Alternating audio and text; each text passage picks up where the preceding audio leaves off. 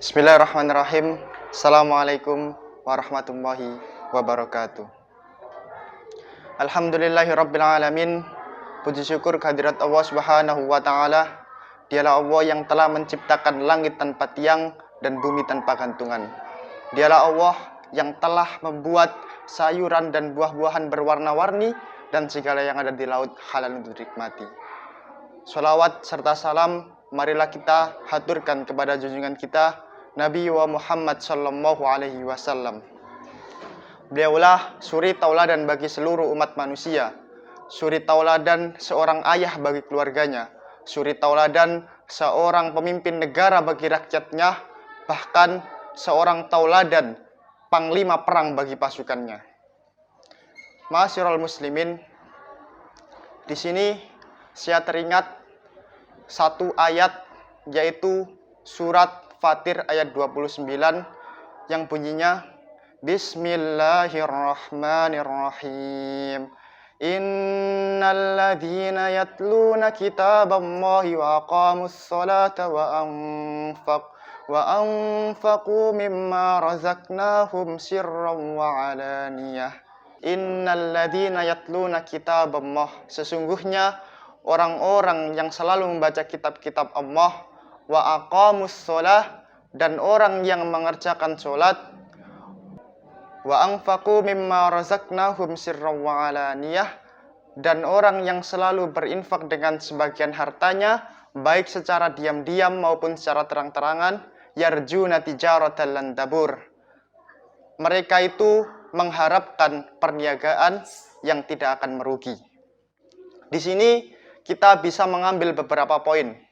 Yang pertama yang kita bisa ambil, yakni apabila kita melakukan kebaikan, melakukan sedekah, melakukan infak, bisa dilakukan secara terang-terangan maupun secara sembunyi-sembunyi. Karena keduanya itu diperbolehkan dalam agama. Sudah tidak menjadi hal yang tabu di dalam kita bermedia sosial. Banyak influencer yang menggunakan hartanya untuk kepentingan bersama dan diunggah pada media sosial.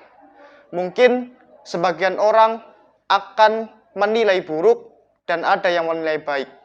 Di sini dapat kita simpulkan, ada sebuah pepatah, don't judge the book by its cover. Janganlah kamu menilai sesuatu dari covernya atau dari tampilannya, karena kita tidak tahu bagaimana isi hatinya, karena kita tidak tahu bagaimana niatnya. Oleh karena itu, marilah kita selalu berpikir positif atas apa yang telah mereka lakukan, atas apa yang orang lain lakukan, dan tidak hanya mencaci maki serta mengolok-olok orang-orang yang berbuat baik dan kita tidak tahu kebaikannya. Poin yang kedua yang dapat kita ambil di sini pada ayat yang terakhir, yaitu tijaratan lan tabur, yaitu perniagaan yang tidak akan merugi.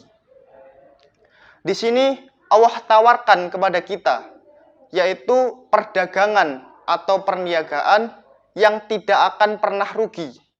Kalau kita di dunia mengenal konsep dagang, mengenal konsep berniaga, kita tahu bahwa kita memberikan sesuatu kepada orang lain, maka orang lain akan mengembalikannya lebih.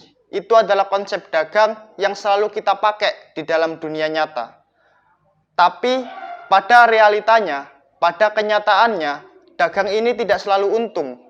Kadangkala ada jualan kita yang tidak laku, kadangkala kita ditipu, dan lain sebagainya. Tapi di sini Allah telah menjanjikan kepada seluruh umatnya, seluruh hambanya untuk berniaga kepadanya, meluangkan sedikit waktunya untuk sholat, meluangkan sedikit hartanya untuk berinfak, maka Allah pasti akan menggantinya dengan pahala yang lebih besar, dengan keuntungan-keuntungan lainnya yang lebih besar. Oleh karena itu, marilah kita senantiasa untuk berbuat kebaikan tanpa memandang bulu, tanpa memandang omongan orang lain, baik kita lakukan secara terang-terangan maupun secara sembunyi-sembunyi.